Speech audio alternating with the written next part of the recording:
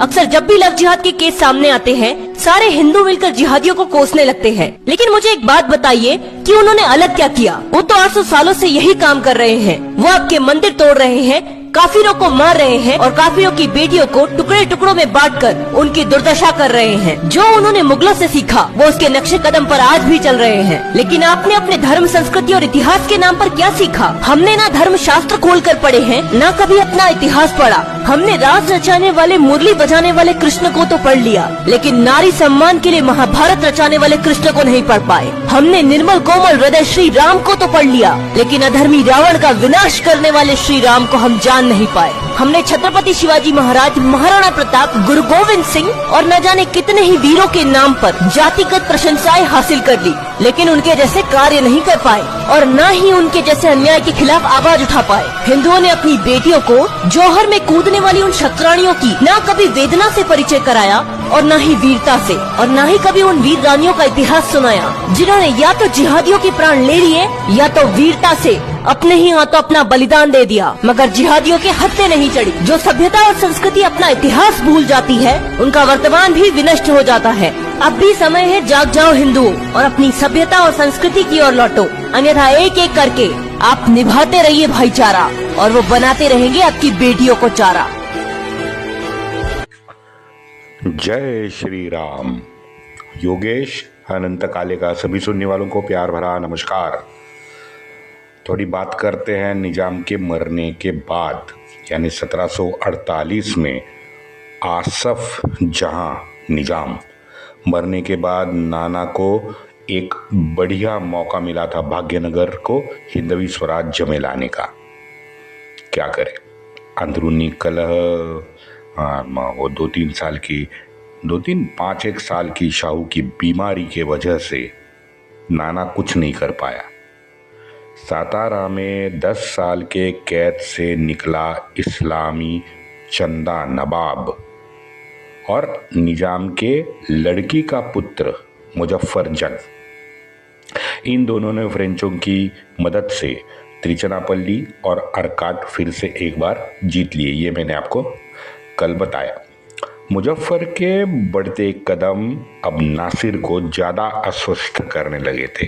ये भी हमने इसके बारे में बात की। तो नासिर ने मराठाओं की मदद मांगी।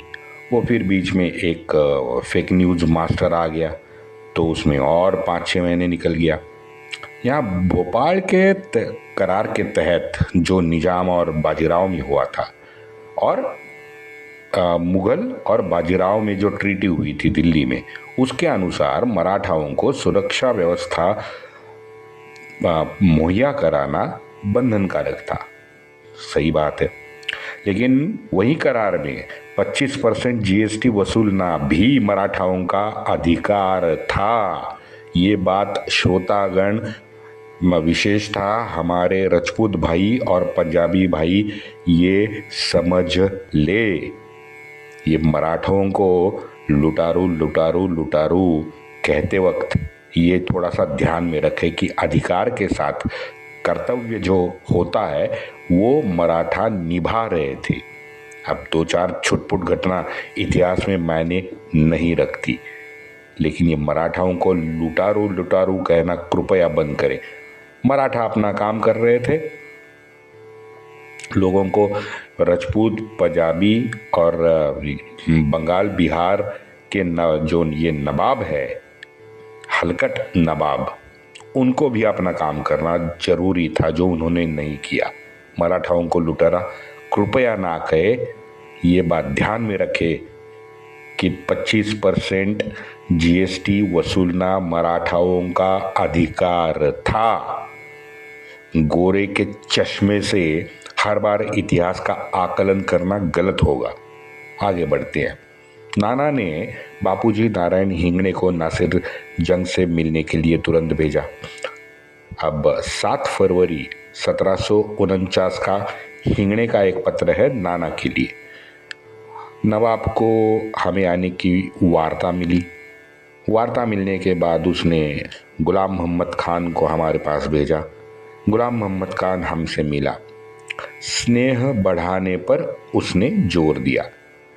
बादशाह की कृपा और पेशवा की मदद का दोनों ने आभार प्रकट किया। हमारी आवभगत बड़ी अच्छी वहां पे हुई, बहुत संतोष जाहला। आखिरकार आसफ जहां का ये पुत्र है। मुजफ्फर निजाम शाही को कब्जा करने आएगा, ये मित्रों पत्थर की अब लकीर हो गई थी, क्योंकि कर्नाटका में लगातार दोनों जीत रहे थे फ्रेंचों की सहायता से। आसफ जहां ने वसीयत में, जैसे मैंने कल कहा, कि ये निजाम शाही का उत्तराधिकारी जो है ये मुजफ्फर जंग को बनाया था, तो ये उसका हक भी था कि भाई निजाम शाही पे भाग्यनगर में कब्जा कर रहा। रघुजी भोसले के मदद से अब नासिर ने उल्टी चाल चली। मुजफ्फर से कर्नाटक में ही दो हाथ करने की योजना नासिर ने बनाई। यहाँ पे मैं बता दूं कि नासिर के साथ रघुजी नहीं, रघुजी का पुत्र जानोजी अपने 10,000 फौज के साथ नासिर से जाके मिला है। नासिर ने सिर्फ रघुजी नहीं, दक्षिण में मुरारराव घोरपड़े था, मैसूर का वडियार राजा था, कड़ाप्पा, कर्नूल और सावनूर के ये तीनों प्रदेश के नवाब थे, उनका भी समर्थन नासिर जंग ने हासिल कर लिया। वहाँ दूसरी तरफ अनवरुद्दीन का लौंडा था, उसने मोहम्मद अली उसका नाम, अनवरुद्दीन के मोहम्मद अली ने अंग्रेज़ों से मदद मांगी, जो उसे तुरंत मिली। यहाँ समय था मित्रों, मैं कहता हूँ ना, 1750 में सीधा नाना निजाम शाही में घुसता, निजाम शाही को डुबो देता और बाकी सब हिंदवी स्वराज्य में शामिल कर लेता। नहीं हुआ। आगे बढ़ते हैं। 1750 में सितंबर में रघुजी भी पुणे निकला। मैं बोला कि 4 महीने ये तो सतारा में थे, बाद में रघुजी पुणे आ गए। पुणे में फिर रघुजी का आदर सत्कार हुआ वगैरह वगैरह वगैरह। वहाँ पुणे से रघुजी निकला और सीधा नासिर जंग से जाके कर्नाटक में मिला। अब इनके बलाढ्य फौज के सामने क्या करता मुजफ्फर? कुछ नहीं कर सका, हार गया। ये कर्नाटक में पराजित मुजफ्फर को तुरंत कैद कर लिया गया। नासिर ने उसके बाद अनवर पुत्र मोहम्मद अली को पुनः अरकाट के गद्दी सौंप दी, उसका नवाब बनाया। ये सब देख के, नई डेवलपमेंट देख के पद्दुचेरी में ड्यूप्ले भी बेचैन हुआ। उसने फिर बूसी को जिंजी पे भेजा। जिंजी का किला इन लोगों ने जीत लिया। अब ये नासिर के लिए चिंता का जरूर विषय बना रहा।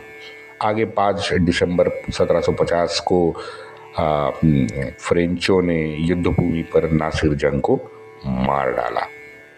ये फ्रेंचों की मित्रों नई चाल। अब देखो, जैसे नासिर जंग को मारा, बूसी को मुजफ्फर जंग के पास भेज दिया और मुजफ्फर जंग ने उसे अपना सूबेदार घोषित किया। नए भारत में ये पहली घटना है कि आक्रांता दूसरे आक्रांता के पास नौकरी करने चला गया।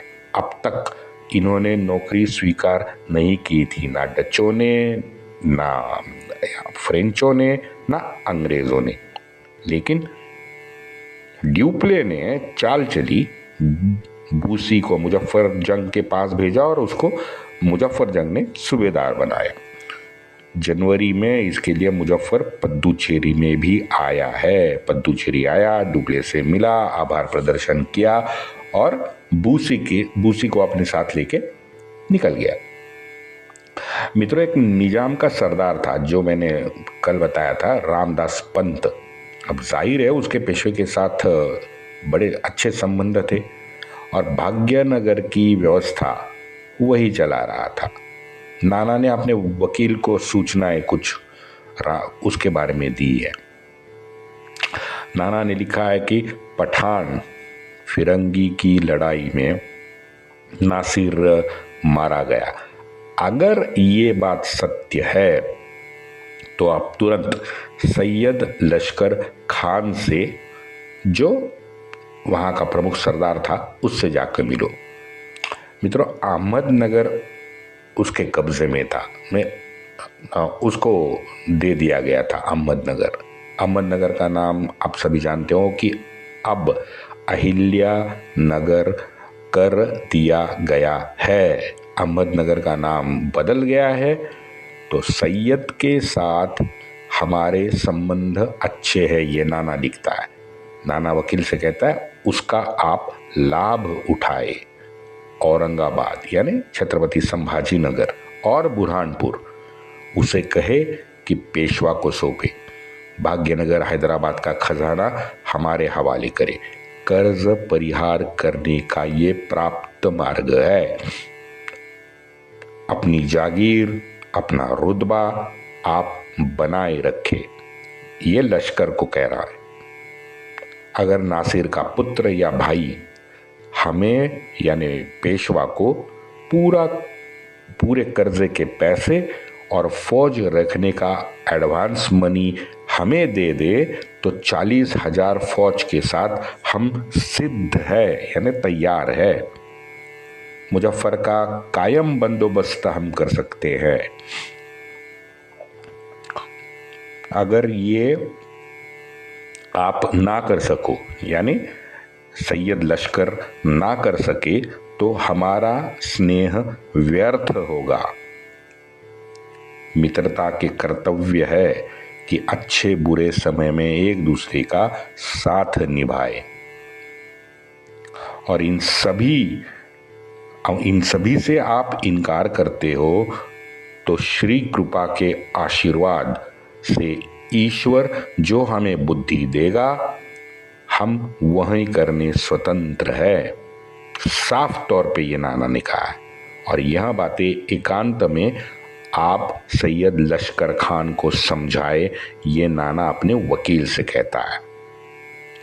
26 दिसंबर 1750 को वासुदेव दीक्षित को ये पत्र छत्रपति संभाजी नगर में मिला। तब सैयद लश्कर खान उसके साथ था। 31 दिसंबर को दीक्षित का उत्तर भी पुणे आ गया। लिखा है, भेंट हमारी हुई। पत्र दिखा के मैंने आशय का सैयद लश्कर खान को समझाया। सैयद ने पत्र सुन के समाधान जताया, बल्कि उसने कहा कि आपसे क्या शिकायत, सहारा तो आप ही हो, यानी मराठे ही सहारा है। अब ये मराठाओं का इतिहास लिखते हुए हमारे गुरुजी सरदेसाई जी ने लिखा है कि इसके आगे कुछ पत्र के पन्ने थे जो फट गए हैं, इसलिए पूरा पत्र उपलब्ध नहीं है। ये होते हैं इतिहासकार। 8 जनवरी को नाना वासुदेव दीक्षित को उत्तर देता है कि उत्तम मार्ग ये है कि फिरोज यानी दिल्ली वाला गाजीउद्दीन, निजाम का सबसे बड़ा बेटा, उसको निजामशाही सौंपे, या फिर नासिर जंग का कोई बेटा हो उसको सौंपे। हमारी तरफ से गद्दारी नहीं होगी, ये स्पष्ट नाना ने लिखा है। अगर व्यवस्था अपने तौर पे आप बिठाना चाहते हो तो कुशल है, वरना श्री कृपा से हम समर्थ है। तुरंत 25% खजाना हमें सौंपे, 5% रखें। देखो आप ये भाषा देखो मित्रों नाना की। 25% खजाना हमें दे दो तो जीएसटी हमको मिल जाएगा। 5% खर्चे के लिए आप रखो यानी सीधे कह रहा है कि सैयद लश्कर खान भाई 25% 30% खजाने से निकाल, 25 हमें दे दे, 5% तू रख ले। कर्नाटका का बंदोबस्त हम करने में समर्थ है। हम इतने ताकतवान हैं कि कर्नाटक का बंदोबस्त निजाम के लिए हम कर सकते हैं, करेंगे, कर सकते हैं नहीं करेंगे, ये नाना लिख रहा है। नाना आगे कहता है, कांटा अभी बहुत छोटा है, तुरंत हम निकाल देंगे। यानी ये मुजफ्फर जंग के लिए ये कह रहा है और चंदा साहब के लिए कह रहा है। नाना आगे लिखता है, जानबा निम्बाड़कर को भी आप साथ ले ले।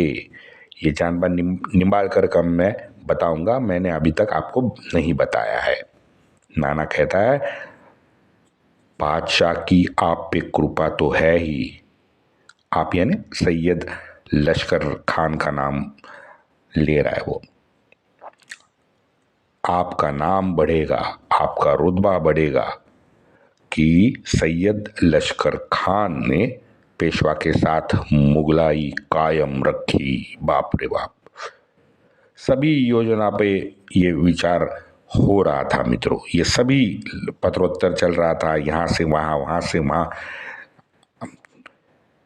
यही पत्रोत्तर के समय में वहाँ कर्नाटका में मुजफ्फर मारा गया। सभी योजनाओं पे पानी फिर गया। 12 फरवरी 1751 का एक पत्र है, मुजफ्फर गिर गया। ये रामदास पंत ने नाना को लिखा है, 12 फरवरी 1751। मुजफ्फर को तीर लगा, अपने डोली में वो बैठा था, वहीं उसको शांत कर दिया गया। डोली उठाने वालों ने उसे फिर से आसनस्थ करके उसको जीवित किया। जीवित ये किया यानी मुझे लगता है कि तीर लगा होगा, तीर लगने से वो डोली में गिर पड़ा। गिर पड़े के बाद जो डोली उठाते उन्होंने उसे उठाया और डोली में फिर आसनस्थ किया कि लगे वो जीवित है। बाद में रामदास पंत लिखता है, बाद में युद्ध शिविर में इन सब का खुलासा हुआ। सभी ने फिर सलाबत जंग को मुबारकबाद पेश की। ये मित्रों, सलाबत जंग भी निजाम का तीसरा पुत्र है, जायज पुत्र मैं कह रहा हूं। आगे बढ़ते। ये रामदास पंत नासिर का सरदार था। हमने लास्ट एपिसोड में मैंने सुनाया, नासिर के जब कर्नाटक की मुजफ्फर जंग पे चढ़ने ये नासिर जंग कर्नाटका गया तो उसके साथ रामदास पंत भी था। अब ड्यूप्ले ने चालाकी की। ड्यूप्ले ने क्या किया? ड्यूप्ले ने चालाकी से रामदास पंत को अलग कर दिया और अपने पक्ष में ले लिया। चाल देखो। हाँ, उसके जरिए नासिर का जो काटा था वो निकालने की कोशिश अब ड्यूप्ले ने शुरू की। ये ड्यूप्ले का कपट रंग लाया। कड़ापा का एक नवाब था मोहम्मद खान। मोहम्मद खान ने नासिर जंग को लगातार 3 गोलियों से मार डाला। आप कहोगे भाई ये 3 गोलियों का क्या चक्कर है? क्योंकि ये गोलियों की संख्या इसमें महत्वपूर्ण है। क्योंकि भाई 1751 का समय है, एक एक गोली मारने में, उसके लिए दूसरी गोली फिर से भरने में बड़ा समय लगता था। इसका सीधा मतलब है गोले मारने का उचित समय नवाब के पास जरूर था। नासिर को तंबू में ही कैद करके सामने से गोली चलाई गई है ऐसे लगता है। इस घटना के बाद ड्यूप्ले ने रामदास पंत को राजा रघुवीर दास ये उपाधि प्रदान की और मुजफ्फर जंग के पास प्रधान बनाया। यह अब्रप्ट, ये जो कथा है ना, ये कहने की जरूरत नहीं है कि ये स्टोरी हमारे महान डफ साहब ने लिखी है। वंदे वंदे मातरम।